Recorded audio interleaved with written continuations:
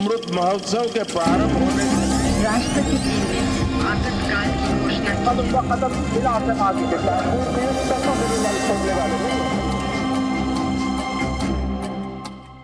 की। इस कार्यक्रम में दिखाए गए सभी तथ्य ऐतिहासिक किताबों, विशेषज्ञों और जानकारों से लिए गए हैं। कार्यक्रम का उद्देश्य किसी भी धर्म, जाति या किसी की भावनाओं को ठेस पहुंचाना नहीं है। जी न्यूज प्रस्तुत करता है टाइम मशीन, 75 वर्ष के युवा भारत की अनकही अनसुनी दास्तां अदिति त्यागी के साथ। नमस्कार, स्वागत है आपका जी न्यूज स्पेशल टाइम मशीन में और आपके साथ मैं हूं अदिति त्यागी। आज टाइम मशीन आपको लेकर चलेगी वर्ष 1978 में, यानी वो साल जब देश में इंदिरा गांधी के लिए किया गया था एक प्लेन को हाईजैक। ये वही साल था जब अविश्वास प्रस्ताव से पहली बार गिरी थी सरकार। 1978 ही वो वर्ष था जब देश में पहली बार हुआ एक टेस्ट ट्यूब बेबी का जन्म। इसी साल 213 लोगों से भरा एक विमान हो गया था जलमग्न और इसी साल आया था देश का पहला और सबसे बड़ा राजनीतिक सेक्स स्कैंडल, जिसे किया था मेनका गांधी ने एक्सपोज। तो चलते हैं वर्ष 1978 में और दिखाते हैं आपको उस साल की 10 बड़ी और बेहद ही दिलचस्प कहानियां।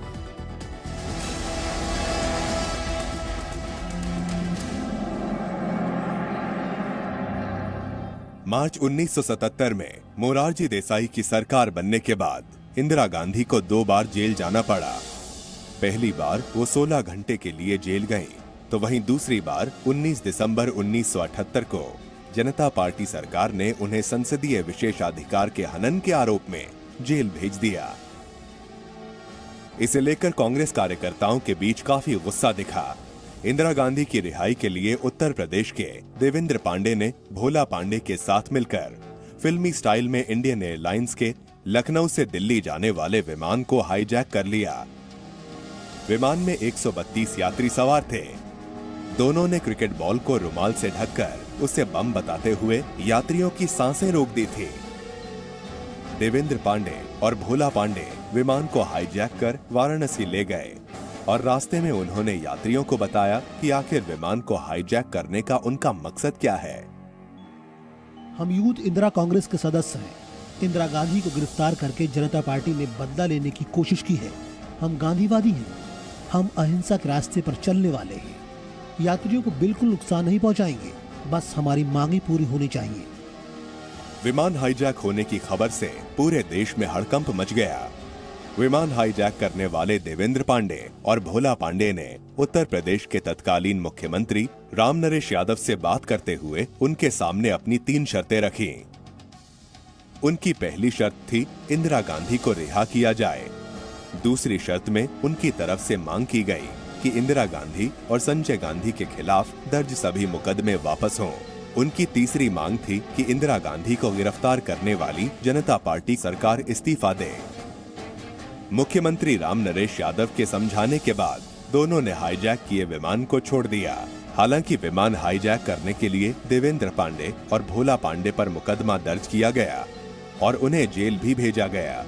लेकिन इसके बाद जब देश में इंदिरा गांधी के नेतृत्व में कांग्रेस सरकार बनी तो उन पर दर्ज मुकदमे वापस ले लिए गए।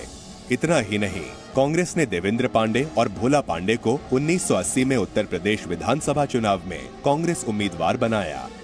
दोनों ने ही चुनाव में जीत हासिल की। देवेंद्र पांडे 2 बार सांसद भी बने।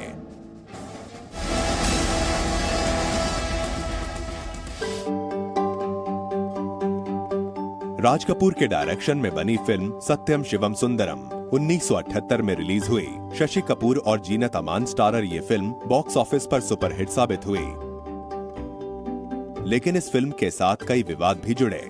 फिल्म में जीनत अमान के काफी बोल्ड सीन थे और फिल्म की रिलीज से पहले ही उनके बोल्ड फोटो लीक हो गए।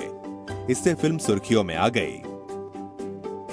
जीनत अमान की फिल्म सत्यम शिवम सुंदरम ठीक उसी समय रिलीज हुई जिस समय देवानंद की फिल्म देश परदेश रिलीज हुई।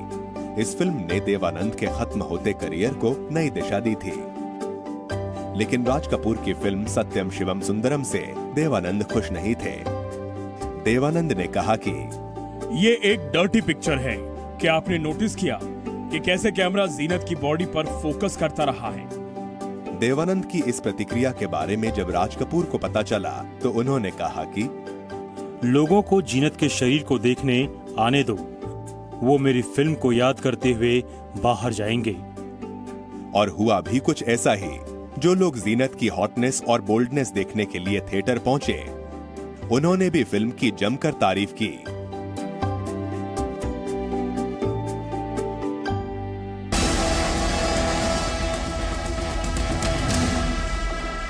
भाइयों और बहनों, राष्ट्रपति जी ने आपातकाल की घोषणा की है।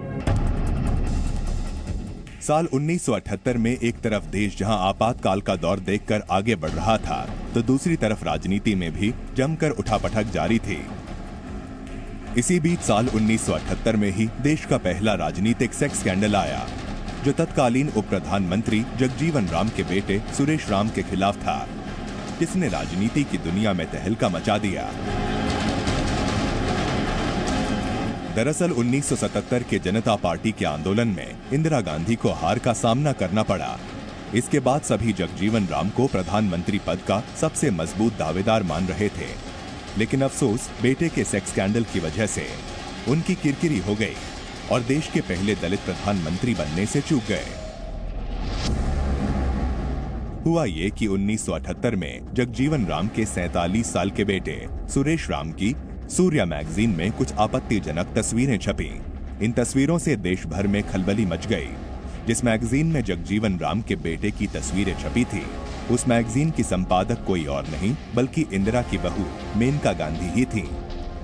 मैगजीन में सेक्स स्कैंडल की पिक्चर्स को 2 पेजों में जगह दी गई।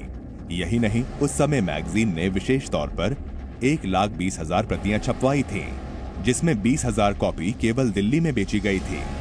और इसी वजह से जगजीवन राम के राजनीतिक जीवन में अंधेरा छाया और इसी को भारत का पहला सबसे बड़ा राजनीतिक सेक्स स्कैंडल माना जाता है।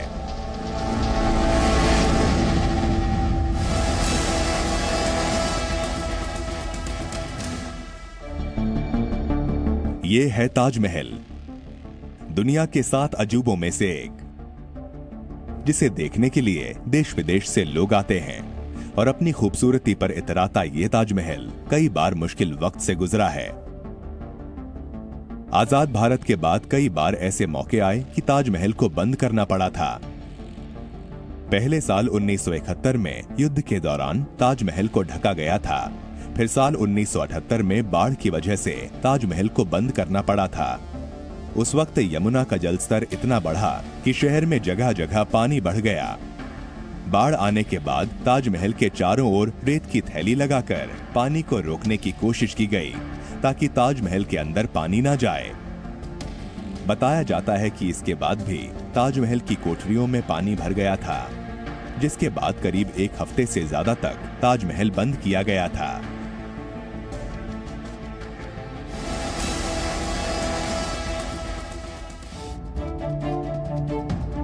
भारत के संसदीय इतिहास में सरकार गिराने के लिए अविश्वास प्रस्ताव तो कई बार लाया जा चुका है, लेकिन क्या आपको पता है कि राजनीति के खेल में पहली बार अविश्वास प्रस्ताव की आंधी कब आई?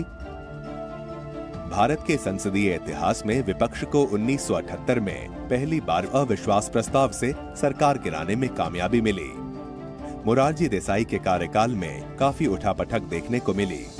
मोरारजी की पार्टी के लिए कुछ लोग ही उनके खिलाफ हो गए और नतीजा ये कि उनके खिलाफ अविश्वास प्रस्ताव लाया गया। मोरारजी देसाई के कार्यकाल के दौरान उनके खिलाफ 2 बार अविश्वास प्रस्ताव लाया गया। पहली बार तो उन्हें कोई फर्क नहीं पड़ा, लेकिन 1978 में दूसरी बार लाए गए अविश्वास प्रस्ताव में उनकी सरकार के सहयोगी दलों में आपसी मतभेद थे। अपनी हार का अंदाजा लगाते ही मोरारजी देसाई ने मत विभाजन से पहले ही इस्तीफा दे दिया, क्योंकि उन्हें अपनी हार का अंदाजा हो चुका था।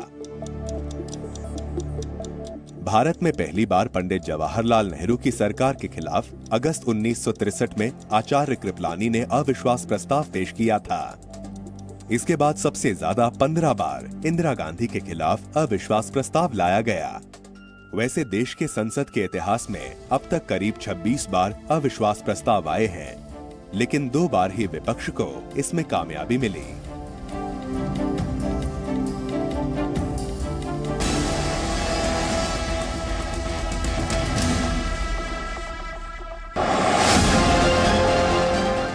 साल 1978 में दिल्ली में एक दिल दहला देने वाली घटना सामने आई थी। दरअसल दिल्ली के धौला कुआं में रहने वाले नेवल अफसर मदन मोहन चोपड़ा की 16 साल की बेटी गीता और 14 साल का बेटा संजय चोपड़ा 26 अगस्त 1978 को अपने घर से संसद मार्ग के लिए निकले थे, लेकिन घर से ऑल इंडिया रेडियो के लिए निकले बच्चे वहां पहुंचने से पहले ही गायब हो गए, क्योंकि उनको अगवा कर लिया गया था। बाद में एक चलते राहगीर ने इसकी जानकारी पुलिस को दी और फिर पुलिस ने जांच पड़ताल शुरू की। फिर 29 अगस्त को एक चरवाहे को रिज के जंगलों में सड़क किनारे लड़की और लड़के की लाश मिली, बाद में जिनकी पहचान गीता और संजय के रूप में हुई। पोस्टमार्टम रिपोर्ट सामने आई तो पता चला दोनों का कत्ल 26 अगस्त को ही कर दिया गया था। ऑटोप्सी रिपोर्ट में गीता के साथ दुष्कर्म की कोई बात सामने नहीं आई, तो वहीं डॉक्टर्स का कहना था कि खराब बॉडी के चलते रेप की पुष्टि नहीं हो सकी।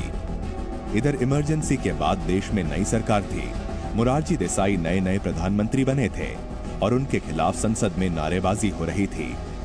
आखिरकार जिस कार में दोनों को अगवा किया गया वो मिली और फिर शक की सुई रंगा बिल्ला की ओर गई। वही रंगा बिल्ला जिन्होंने इस घटना को अंजाम दिया था। रंगा का पूरा नाम कुलजीत सिंह और बिल्ला का नाम जसबीर सिंह था। दोनों पहले से फरार थे और फिर 8 सितंबर 1978 को दोनों पकड़े गए और 26 नवंबर 1979 को दोनों को फांसी दे दी गई।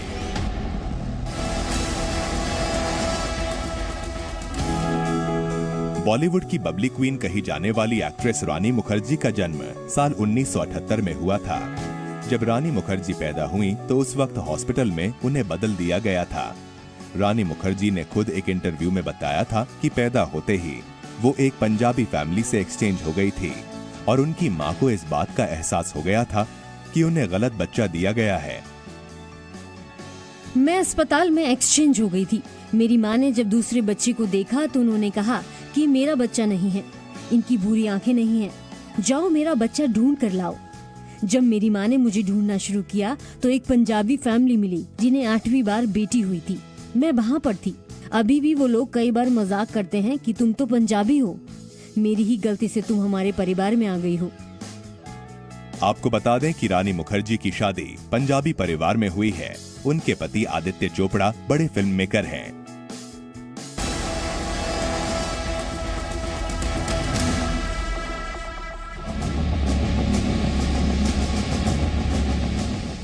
उन्नीस तक भारत की छवि पूरी दुनिया में बदल रही थी। धीरे धीरे भारत राजनीतिक, आर्थिक और सामाजिक तौर पर मजबूत हो रहा था। इसी बीच साल 1978 में ही भारत में वो चमत्कार हुआ जिसने इतिहास रच दिया। दरअसल इसी साल भारत में पहली बार एक टेस्ट ट्यूब बेबी ने जन्म लिया। नाम था दुर्गा। भारत में टेस्ट ट्यूब बेबी के पैदा होने से ठीक 2 महीने पहले ही इंग्लैंड में लुइस ब्राउन नाम की पहली टेस्ट ट्यूब बेबी ने जन्म लिया। ब्रिटिश डॉक्टर्स पैट्रिक स्टेप्टो और रॉबर्ट एडवर्ड्स ही वो थे जो दुनिया में पहले टेस्ट ट्यूब बेबी को लेकर आए। इसके ठीक 67 दिन बाद कोलकाता के डॉक्टर सुभाष मुखर्जी भारत में पहले टेस्ट ट्यूब बेबी को लेकर आए। बच्ची का जन्म दुर्गा पूजा के दिन हुआ, इसलिए टेस्ट ट्यूब बेबी का नाम दुर्गा रखा गया। डॉक्टर सुभाष मुखर्जी दुनिया के ऐसे दूसरे डॉक्टर बने जिन्होंने IVF द्वारा टेस्ट ट्यूब बेबी को भारत में पैदा किया।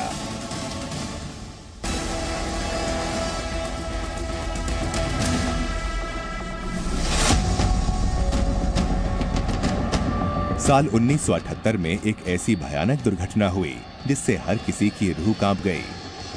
दरअसल 1978 में एयर इंडिया का एक विमान जलमग्न हो गया और उस हादसे ने प्लेन में बैठे सभी लोगों को मौत की नींद सुला दिया।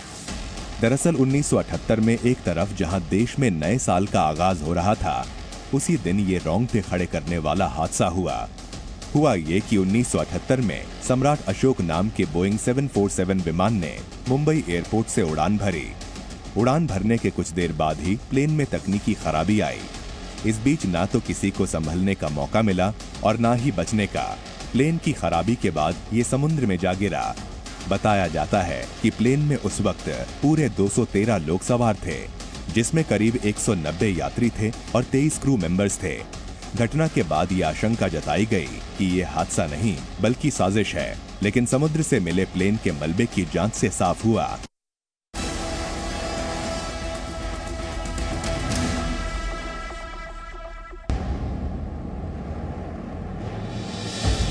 भारत में बाल विवाह सदियों से प्रचलित है और ये किसी धर्म विशेष से नहीं होकर सभी धर्मों, समुदायों और वर्गों में लंबे समय से चल रही एक प्रथा है। लेकिन साल 1978 में इसे लेकर कानून बनाया गया। हालांकि बावजूद इसके भी देश में बाल विवाह जैसी कुप्रथा अभी भी जारी है। दरअसल साल 1978 में शादी की उम्र पुरुषों के लिए 21 साल और महिलाओं के लिए 18 साल की गई। लेकिन बाल विवाह को रोकने की शुरुआत तो साल 1929 में ही हो गई थी। साल 1929 के तत्कालीन शारदा अधिनियम में संशोधन करके 1978 में महिलाओं की शादी की उम्र 15 साल से बढ़ाकर 18 साल कर दी गई थी। इसके बाद साल 2006 में इसकी जगह बाल विवाह रोकथाम कानून भी लाया गया, जिसमें कड़ी सजा का प्रावधान दिया गया। तो आज आपने टाइम मशीन के जरिए सफर किया वर्ष 1978 का। कल टाइम मशीन के जरिए मैं आपको लेकर चलूंगी साल 1979 में। तब तक के लिए मुझे दीजिए इजाजत। नमस्कार। अमृत महोत्सव के प्रारंभ होने राष्ट्रपति जी ने आपातकाल की घोषणा की। कदम ब कदम